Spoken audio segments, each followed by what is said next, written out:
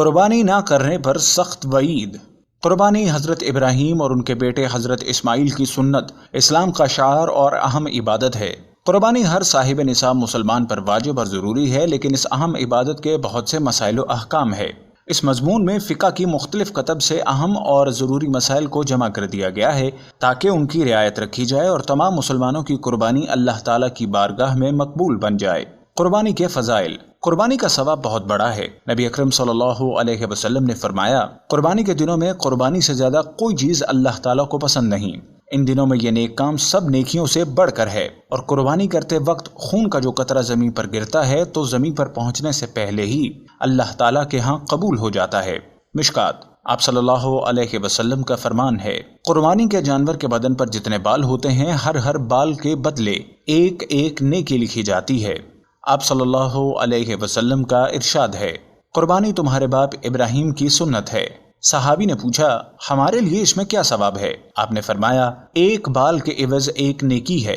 اون کے متعلق فرمایا، اور اس کے ایک بال کے عوض بھی ایک نیکی ہے۔ علاوہ ازیں یہ کہ نبی اکرم نے ہجرت کے بعد قربانی کرنے پر ہمیشگی اختیار فرمائی اور نہ کرنے پر سخت وعید اور تنکیر بیان فرمائی ہے۔ چنانچہ آپ کا ارشاد ہے کہ جو شخص قربانی نہ کرے تو وہ ہماری عیدگاہ میں بھی نہ آئے۔ قربانی کی شرائط و ارکان۔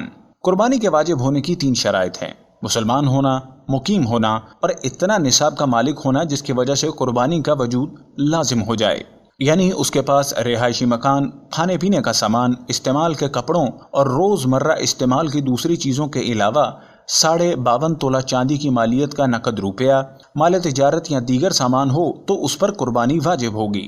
اس پر سال کا گزرنا ضروری نہیں ہے، اور قربانی کا رکن اس جانور کا ذبح کرنا جس کا جواز شریعت سے ثابت ہو۔ وہ عورت کے جس کے پاس 1 یا 2 تولہ سونا اور چاندی یا نقد روپیہ ہو تو اس پر بھی قربانی واجب ہوگی۔ اس بارے میں مفتی حضرات کی طرف سے ضرور رجوع کیا جائے۔ قربانی کا وقت۔ قربانی کی عبادت صرف 3 دن یعنی ذوالحج کی 10ویں، 11ویں اور 12ویں تاریخ کے ساتھ مخصوص ہے، البتہ پہلے دن کو کرنا افضل ہے۔ قربانی کی نیت اور دعا۔ قربانی کرتے وقت زبان سے نیت کرنا ضروری نہیں، صرف دل ہی میں قربانی کی نیت کر لینا کافی ہے، البتہ زبان سے کہہ لینا بہتر ہے، اور جانور کو قبلہ رخ لٹانے کے بعد ذبح کرنے سے پہلے مسنون دعا پڑھیں۔ ذبح کا مسنون طریقہ۔ قربانی کے جانور کو ذبح کرنے کا مقصد خاص اللہ تعالیٰ کی رضا اور تعظیم ہو اور عبادت کے خیال سے ذبح کرے۔ گوشت کھانے کے مقصد سے یا لوگوں کو دکھانے کے غرض سے ذبح نہ کرے۔ اپنی قربانی کو اپنے ہاتھ سے ذبح کرنا بہتر ہے۔ اگر خود ذبح نہ کرنا جانتا ہو تو کسی اور سے ذبح کرا لے، لیکن ذبح کے وقت جانور کے سامنے کھڑا رہے اور بسم اللہ، اللہ اکبر کی تلقین کرتا رہے تاکہ ذبح کرنے والا غلطی نہ کرے۔ جانور کو قبلہ رخ لٹا کر ذبح کرنے والا خود بھی قبلے کی طرف منہ کر کے مسنون دعا پڑھ لے، پھر اللہ کا نام لیتے ہوئے شرعی طریقے کے مطابق حلقوم، سانس کی نالی اور خون کی رگیں کاٹ دے، لیکن اس کا خیال کرے کہ گردن کو پورا کاٹ کر الگ نہ کیا جائے اور نہ ہی حرام مغز تک کاٹا جائے، بلکہ حلقوم، سانس کی نالی اور اس کے اطراف کی خون کی 2 رگیں کاٹ دے۔ ذبح کرتے وقت اس بات کا پورا اہتمام کیا جائے کہ جانور کو کم سے کم تکلیف ہو۔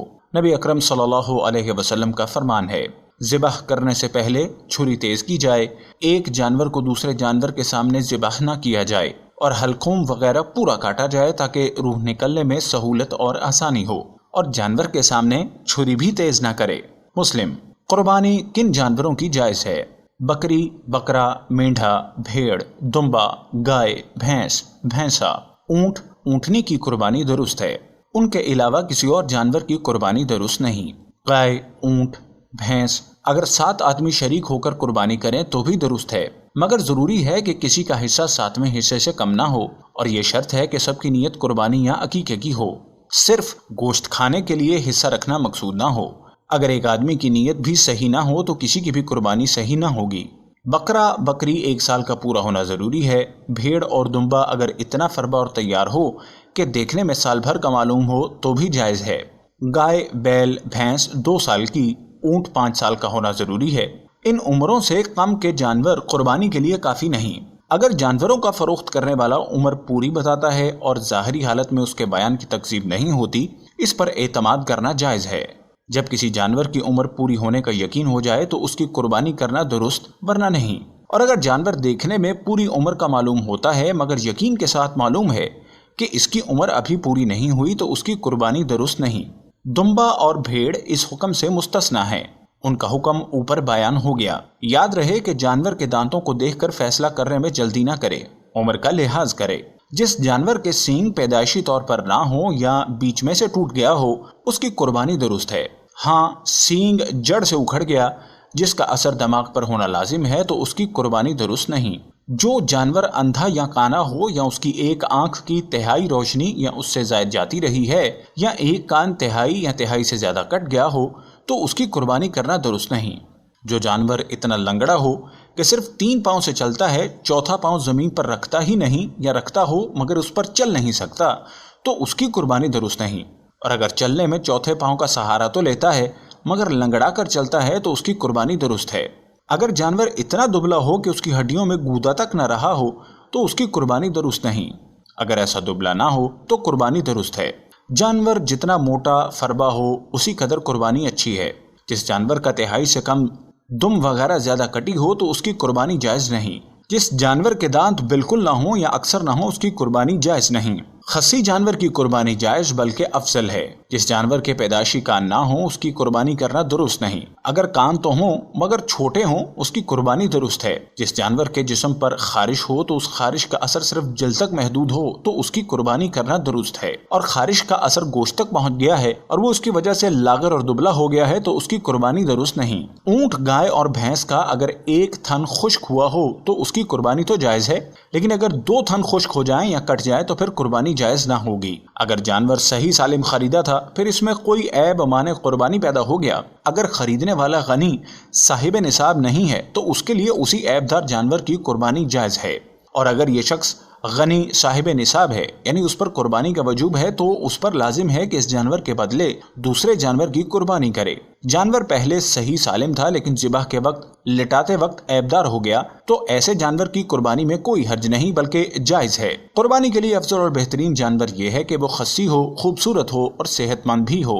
نیز قربانی کے جانور کو چند روز پہلے سے پالنا افضل ہے تاکہ اس سے محبت ہو اور پھر اس کی قربانی میں ثواب زیادہ ملے۔ قربانی کا گوشت، جس جانور میں کئی حصے دار ہوں تو گوشت وزن کر کے تقسیم کیا جائے، اندازے سے تقسیم نہ کرے، ورنہ کوئی حصہ کم اور کوئی زیادہ ہونے کی صورت میں سود ہونے کی وجہ سے گناہ ہو جائے گا۔ اگر تمام حصے دار ایک جگہ کھاتے ہیں جدا جدا نہیں تو اس صورت میں گوشت تول کر تقسیم کرنے کی ضرورت نہیں۔ اگر ایک جانور میں کئی آدمی شریک ہیں اور سب گوشت کو آپس میں تقسیم نہیں کرتے بلکہ یکجا ہی فقراء اور احباب کو تقسیم کرتے ہیں یا کھانا پکا کر ان کو کھلانا چاہتے ہیں تو بھی جائز ہے۔ اگر تقسیم کریں گے تو پھر اس میں برابری ضروری ہوگی۔ افضل یہ ہے کہ قربانی کا گوشت 3 حصے کر کے ایک حصہ اپنے اہل و عیال کے لیے رکھے، ایک حصہ احباب اور اپنے اعزاز و اکرام کے لیے رکھے اور ایک حصہ فقراء اور مساکین میں تقسیم کرے۔ اور جس کے لیے اہل و عیال زیادہ ہو تو تمام گوشت خود بھی رکھ سکتا ہے، لیکن گوشت بانٹنے کا اچھا طریقہ یہ ہے کہ اپنے خرچ کے موافق نکال کر باقی فقراء اور عزیز و اقارب میں تقسیم کر دیا جائے، اور ان لوگوں کا لحاظ خصوصیت کے ساتھ زیادہ رکھنا چاہیے جو وسعت اور استطاعت نہ ہونے کی وجہ سے قربانی نہیں کر سکتے۔ اور یہ جو آج کل ادلا بدلی ہوتی ہے کہ یہاں سے گوشت ہمارے ہاں آیا اس کے ہاں ہم بھی پہنچا دیں گے ورنہ نہیں، غریبوں کی ضرورت اور حاجت پر نظر نہیں ہوتی، تو یہ بالکل خلاف عقل ہے۔ اگر گوشت کو تقسیم کرنے سے پہلے تمام شرکاء نے برضا و رغبت کچھ تھوڑا بہت صدقہ کر دیا تو یہ جائز ہے۔ کچا گوشت چربی قصائی کو مزدوری میں دینا جائز نہیں۔ قربانی کا گوشت فروخت کرنا حرام ہے۔ مردے کی طرف سے قربانی کرنا بالکل درست بلکہ باعث اجر بھی ہے، لیکن اگر کسی نے قربانی کی وصیت کی ہو تو اس صورت میں تمام گوشت کا صدقہ کرنا واجب ہے ورنہ نہیں۔ قربانی کی کھال، جب جانور شرعی طریقے سے ذبح کر لیا جائے تو جانور کے خوب ٹھنڈا ہو جانے کے بعد کھال اتار لی جائے۔ ٹھنڈا ہونے سے پہلے کھال اتارنا ناجائز و حرام ہے، اس سے احتراز لازم ہے۔ جانور کی کھال احتیاط سے اتاری جائے، اس میں بے احتیاطی گناہ کا سبب بن سکتی ہے۔ چنانچہ فقہا نے لکھا ہے کہ بے احتیاطی کرتے ہوئے چھری کے ذریعے کھال میں سوراخ کرنا یا کھال پر گوشت کا چھوڑنا، کھال اتارنے کے بعد اس کی حفاظت نہ کرنا کہ سڑ کر بیکار یا کم قیمت بن جائے، یہ سب امور اسراف اور فضول خرچی میں داخل ہیں جس کی ممانعت قرآن مجید میں آئی ہے۔ قربانی کی کھال اپنے اور اہل و عیال کے استعمال میں لانا جائز ہے، مثلا جائے نماز، کتابوں کی جلد، ڈول، دسترخوان، جراب، جوتا وغیرہ کوئی بھی چیز بنا کر استعمال کی جا سکتی ہے، یہ بلا کراہت جائز ہے۔ یہ بھی جائز ہے کہ کھال یا اس میں سے بنائی ہوئی چیز کسی کو خوب باق کیا جائے تاکہ وہ شخص مالدار اور قریبی رشتہ دار کیوں نہ ہو لیکن فقراء اور مساکین کو صدقہ کے طور پر دینا مستحب اور افضل ہے، واجب اور فرض نہیں۔ ہاں، اگر قربانی کا چمڑا نقد رقم یا کسی چیز کے عوض فروخت کر دیا اور اس صورت میں رقم کی قیمت کا فقراء میں صدقہ کر دینا واجب ہوگا۔ قربانی کے جانور کی رسی اور جھول کو بھی صدقہ کر دینا چاہیے، یہ بھی مستحب ہے۔ قربانی کی کھال کے پیسے مسجد کی مرمت یا کسی اور نیک کام میں لگانا جائز نہیں، بلکہ کسی غریب کو اس کا مالک بنا دینا ضروری ہے۔ قربانی کی کھال قصاب، امام اور مؤذن کو بطور اجرت دینا جائز نہیں۔ اگر مذکورہ افراد مستحقین ہیں تو ان کو بلا عوض دینا جائز ہوگا۔ قربانی کے جانور میں جتنے لوگ شریک ہوں گے وہ کھال میں بھی اپنے اپنے حصے کے شریک برابر کے ہوں گے۔